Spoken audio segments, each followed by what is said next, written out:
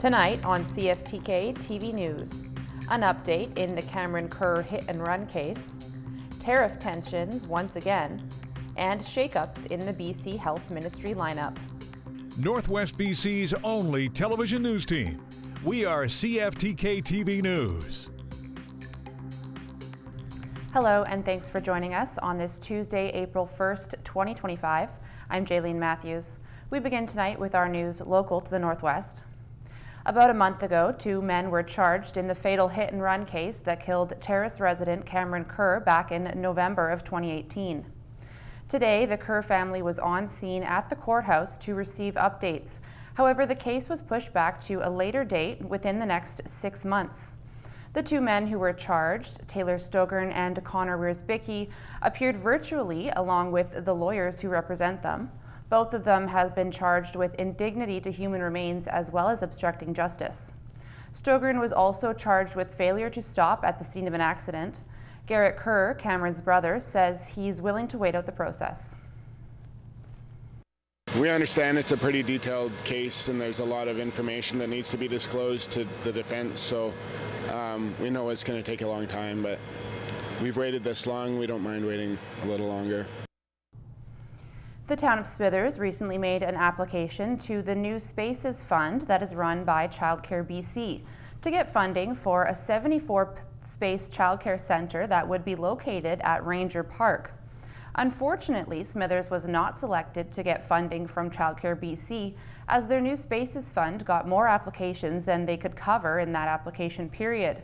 However, the New Spaces Fund is set to stay active for another 3 years or so, and Smithers has committed to applying for the next round of applications.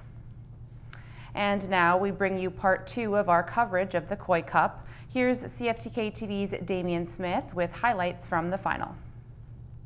I mean, it's tight. Every guy's laying it on the line completely. With the Terrace River Kings defeating the Dawson Creek Canucks in the Koi Cup semifinals, they moved on to face the Rossland Warriors in the finals on Saturday evening.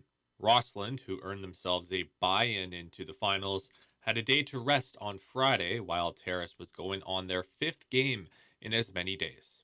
And unlike the defensive 2-1 match in the semifinals, this match was a high-flying offensive output. Both teams were putting on their best performance in scoring and in physicality. For both squads, this was the last game of the 2024-25 season. The game was tied at 4 apiece towards the end of the second period, but a goal from River King captain Colton Braid with under 4 minutes left in the period put the team up by 1. Pass up to Mitchell. Mitchell over here to Murray. Murray gathering speed. A drop pass. Oh, he's top shelf!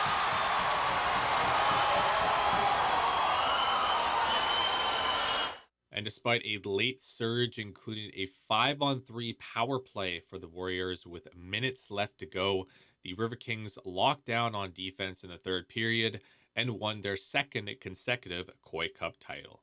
It's their 2nd consecutive season to win the CIHL regular season, the Cameron Kerr Trophy in the playoffs, and the provincial Koi Cup. And for the host in the Prince Rupert Rampage, this was their 2nd time hosting the tournament. Because they lost their 3 round-robin games, however, they were eliminated from title contention. But the Rampage organization was still satisfied with the turnout of support from the community and from the teams participating. You know, we're not in it tonight. We weren't in it last night. Still a lot of Rupert people here watching hockey, enjoying the hockey. All our sponsors throughout the whole season. It's been great. Like our community support in Prince Rupert is, you know, top shelf every year, and it's just we were hoping to bring them a little bit better championship this year, but I think overall the sponsors and the fans are pretty happy, and for the players and the staff that are working, unreal. Our volunteers are bar none unreal. From CFTK-TV, I'm Damian Smith. The Terrace RCMP got 226 calls during the last week of March. In one incident, patrolling officers in the area of Calum Street and Keith Avenue witnessed a black SUV remain stopped for an unusually long time while a traffic light was green. Those officers ended up conducting a traffic stop on the vehicle, and the driver got a worn result on her breathalyzer test, showing she had alcohol in her system. She was arrested for impaired operation of a motor vehicle while also getting a roadside prohibition, and her vehicle was impounded. The woman was later picked up by family members, serving as yet another reminder to not drink and drive. Just as his re-election campaign was getting started, NDP incumbent Skeena-Bulkley Valley MP Taylor Bachrach was the victim of vandalism as someone spray-painted an obscenity on one of his campaign signs located on Highway 37. He responded to this act by reiterating the importance of maintaining respect during a campaign and making sure to ask his supporters to not retaliate in any way against any Conservative signs or candidates. Conservative candidate Ellis Ross also spoke publicly about the vandalism, expressing his own displeasure with the act and encouraging others to avoid going down that path themselves.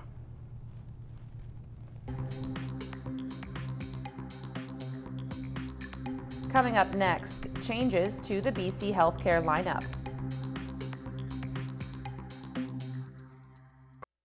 Welcome back. The BC government has approved the bill to terminate the long-standing consumer carbon tax after several hours of deliberations late Monday. The NDP government fast-tracked legislation to kill off the tax yesterday in time to coincide with today's demise of the federal version of the tax. Premier David Eby says the tax played an important role for many years, but it became a toxic issue as a result of campaigns by the BC and federal Conservative parties.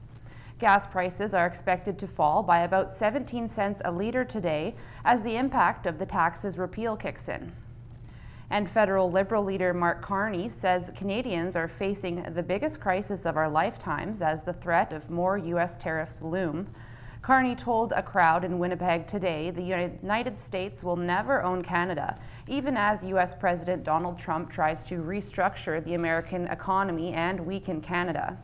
Carney also focused his speech on making life more affordable for Canadians, while Conservative leader Pierre Poilievre made more commitments to the energy sector. Meanwhile, NDP leader Jagmeet Singh focused on health care.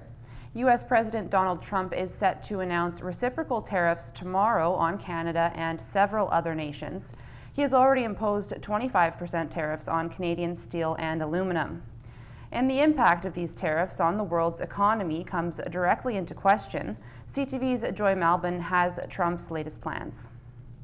I know him as Bob. The often unpredictable U.S. president with his good friend, Bob, better known as Kid Rock, signing an executive order targeting ticket scalping. But it's Trump's newest tariff blitz that's on his mind. They're reciprocal.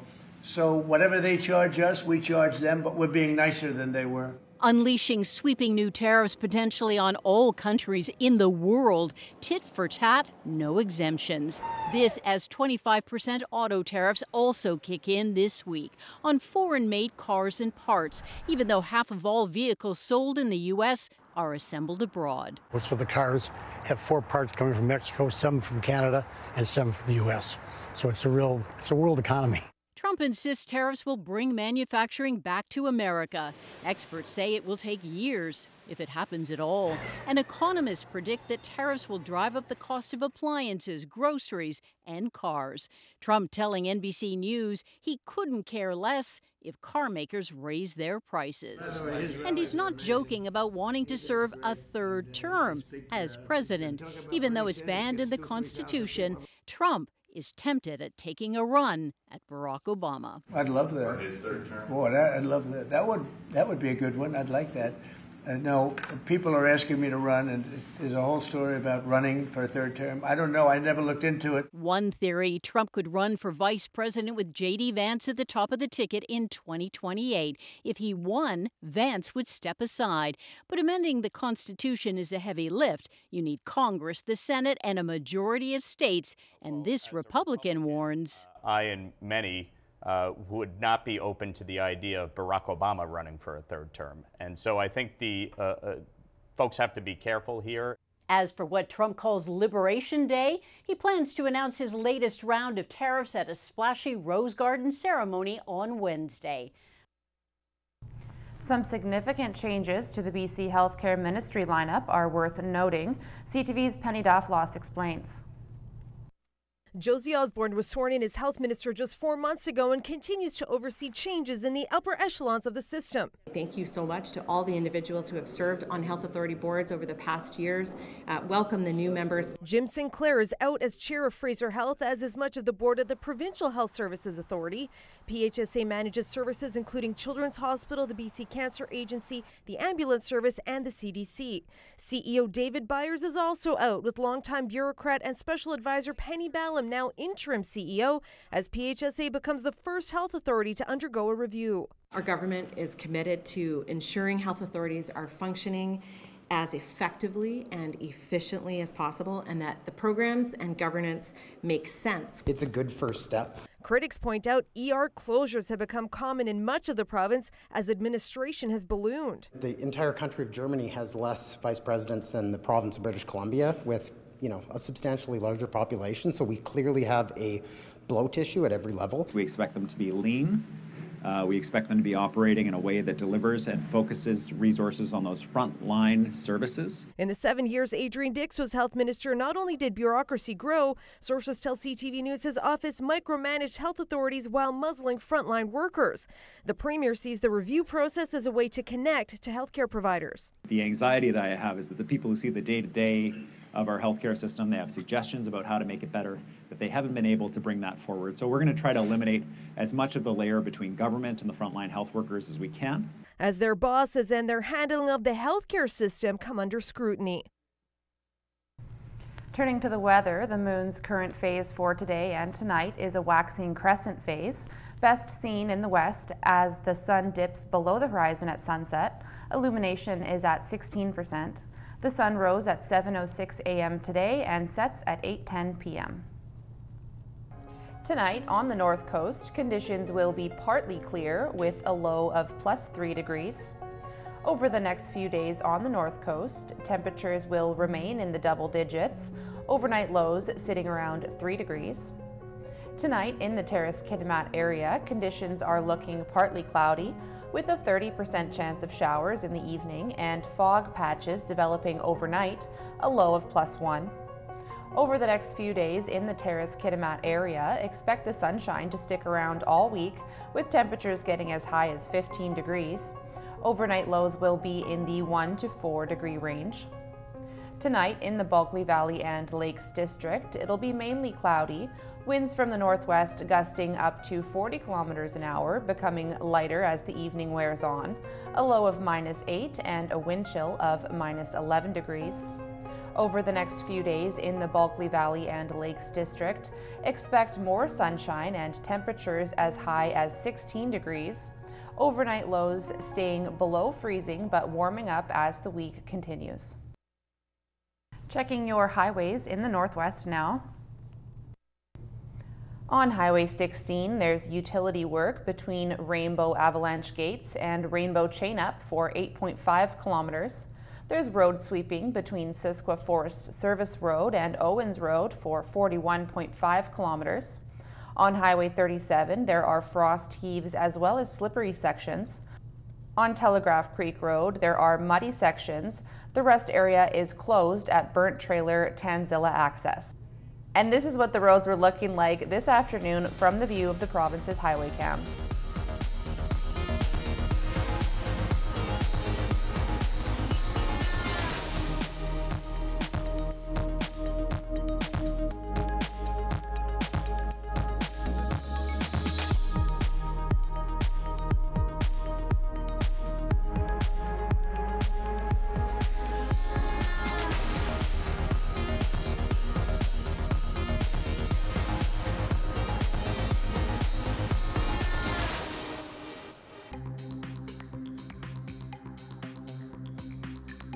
Still to come, Poilievre's plans for pipelines.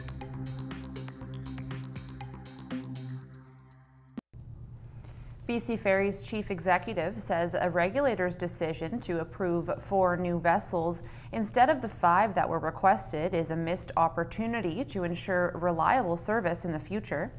Nicolas Jimenez says BC Ferries was disappointed with the decision by the BC Ferry Commission, and he expects shipbuilding costs to demand to continue to grow.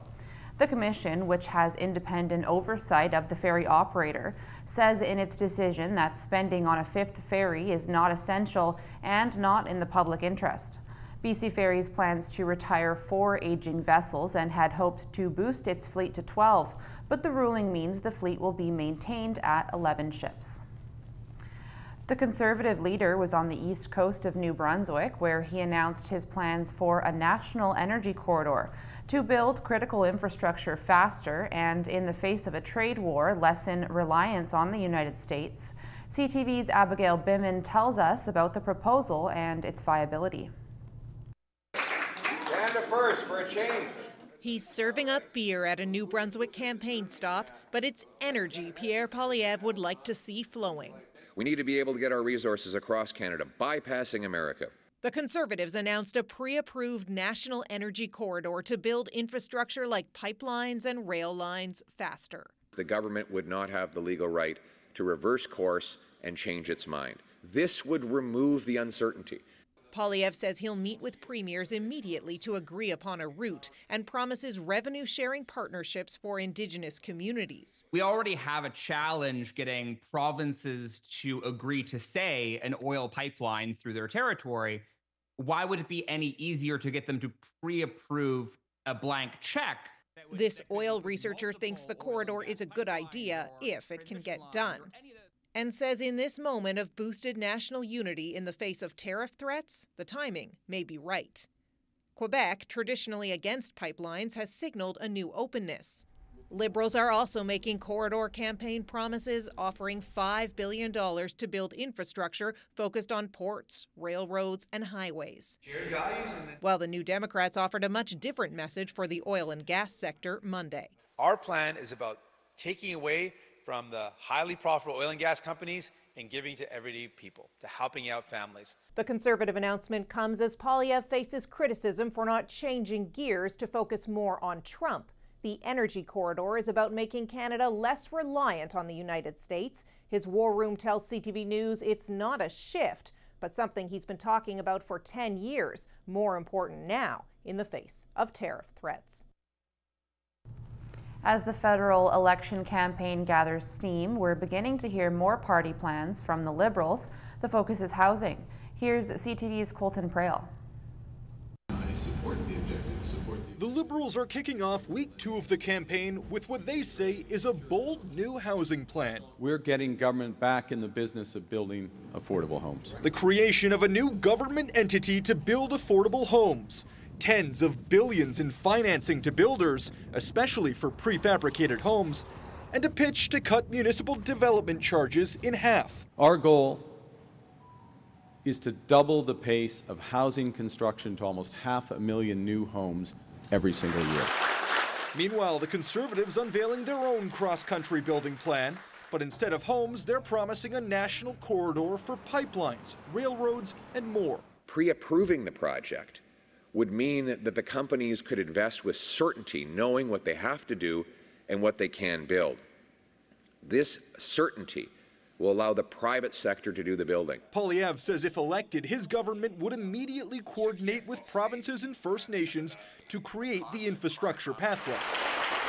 On the other side of the country, the NDP with a very different message on oil and gas. They're receiving massive subsidies every year.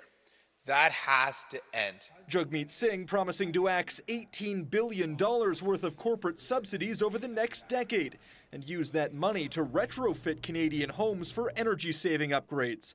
The NDP also joining the Conservatives and the Liberals in saying they would axe the consumer carbon tax. Finally, in Whitehorse today, the Green Party announced they would create a National Civil Defense Corps to protect Canadian sovereignty. Colton Prale, CTV News, Ottawa.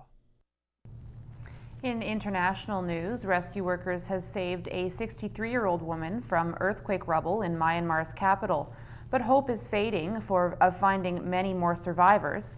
The earthquake that rocked the country Friday is compounding the humanitarian crisis caused by a bloody civil war. The Myanmar Fire Department said the woman was successfully pulled from the rubble early Tuesday, about 91 hours after she was buried when the building collapsed. The military-run government has reported more than 2,000 deaths, but the death toll is expected to rise. The earthquake also killed more than 20 people in neighboring Thailand.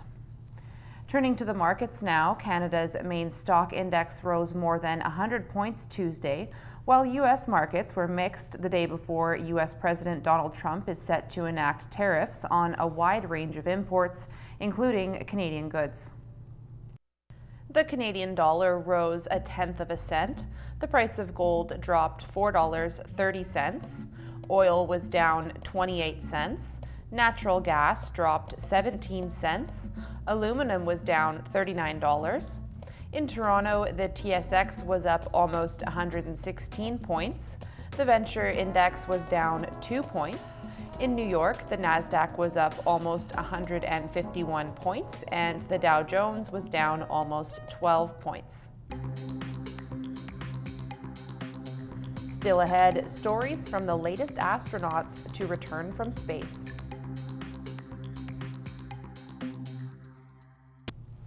Next, we get to hear from the most recent NASA astronauts to return from space, as well as hear about the latest mission to head out. Here's ABC's Andrew Dimbert. And liftoff.